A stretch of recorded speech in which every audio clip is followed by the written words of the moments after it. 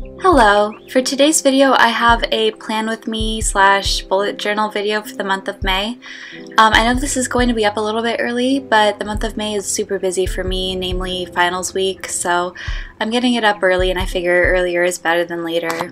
This is my first video of this kind, so any feedback would really be appreciated. Everyone uses different supplies for their bullet journal, but here are the ones that I use. First, and probably my favorite supply that I use, are the Crayola Super Tip markers. I only use these in a certain few colors, not necessarily to keep like a color scheme going, but mostly because I don't have like a lot of room to carry around a bunch of different markers, so I only use a few. I also use a bunch of stationery supplies from Muji, including highlighters and colored pens. I also use a brush tip pen from Muji. I like this one because there are little bristles instead of a felt tip. I also use white gel pens for when I make mistakes.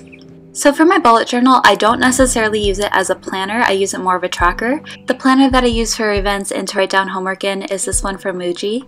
I like it because it's completely blank so you can write in the dates yourself. The bullet journal that I use is also from Muji. It's one of their smaller notebooks and it has grid paper inside. On the first page, I put in all the months of the year in 2018, and I labeled the days where they were throughout the weeks. As you can see, I made a few mistakes, which is why they're covered up with white gel pen. I also have a table of contents, and I definitely need to update it after I do this month's spread, but this is just basically where I put all the different things that are in my bullet journal in. It's more for myself to look back on in the future to see where everything is. The very next page is actually a page with all my goals on it, but then I realized I hadn't written down any goals yet. So the first goal that I wrote down was learn how to actually skateboard, meaning I can stand on a skateboard, but I can't really do anything else other than skate a couple of times. The next pages that I have are the movies that I need to watch or that I'd like to watch. I'm definitely embarrassed by the lack of amount of movies that I've seen. I have seen a good amount of movies, but there's also a lot of movies that I haven't seen, as you can probably tell.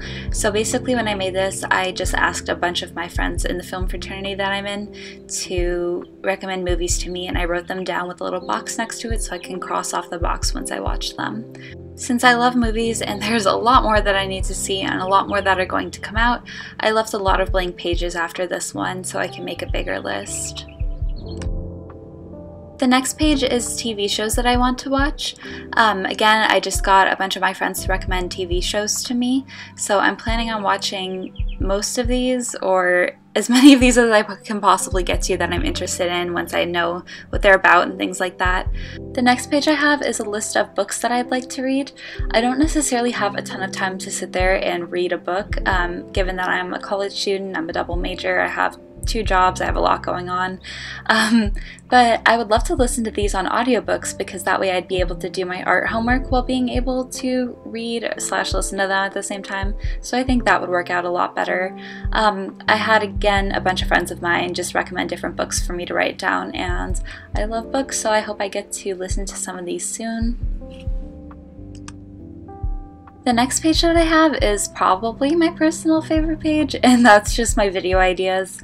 I realized going through this list that I had actually just done one of these, so I crossed it off my list. Let me know if you guys have any more video requests so I can write them down, and let me know what you think about these current video ideas. Again, the next page that I have is creative ideas. I realized I had already done one of the paintings that I did, so I crossed those out. And yeah, I had a good time making all the headers for these different pages and making them themed.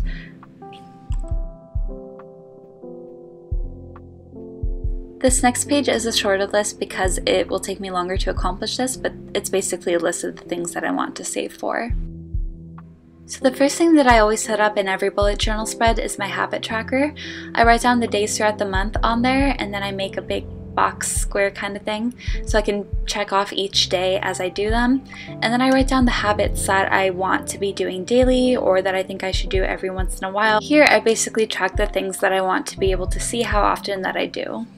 To keep track of these, I take one color of a marker for each different line. I alternate between blue and pink, and I will fill in the square on the days that I complete these tasks. So if I made my bed a certain day, which I try to do it every day, I'll color in a square pink, and then below that, if I clean that day, I'll color in the square blue, and so on. I really wish that I had the time to be able to do themes within my bullet journals, like a different theme for each month.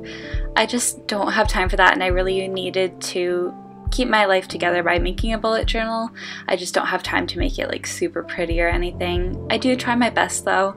I just wish I had more time to be able to dedicate to it. My next spread is definitely the most useful spread that I have. It's my hours of sleep tracker. How I do this is I write down the days of the month, and then on the y-axis I write down the hours of sleep that I'm getting. So I'll do them by half hour, and then I will estimate in the morning how much sleep that I got, and I'll do it into a little graph, and it's a pretty easy visual system to see how much sleep I'm getting and which days of the week that I get more or less sleep on. I love decorating my pages, so I added little space imagery like a little moon and a little star and a little comet and a little Saturn, just to kind of make this page a little bit more fun.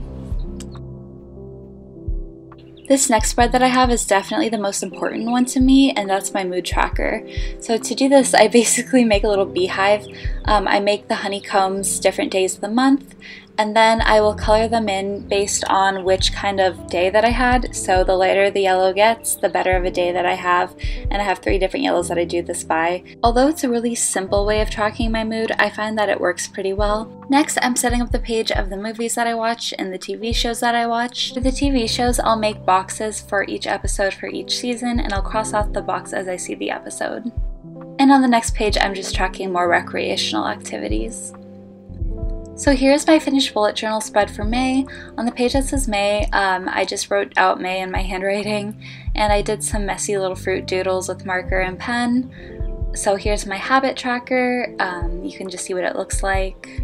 I accidentally went in on one of the lines, so I'll have to ignore that line leaning in and just fill it in as usual. Here is my hours of sleep tracker. That will soon look like a graph.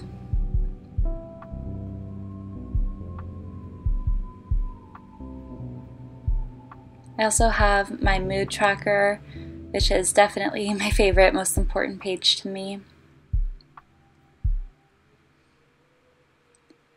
And then I have the movies that I've watched, and then I'll also have the TV shows that I watched. And I know there's more than 2 seasons to The Twilight Zone. There's like 5 of them, and there's a million different episodes per season, so I didn't write down each one. And then I have the books that I read, the podcasts, and the art pieces that I've completed. And that's it. Thank you so much for watching, and I hope you have an amazing day. Bye!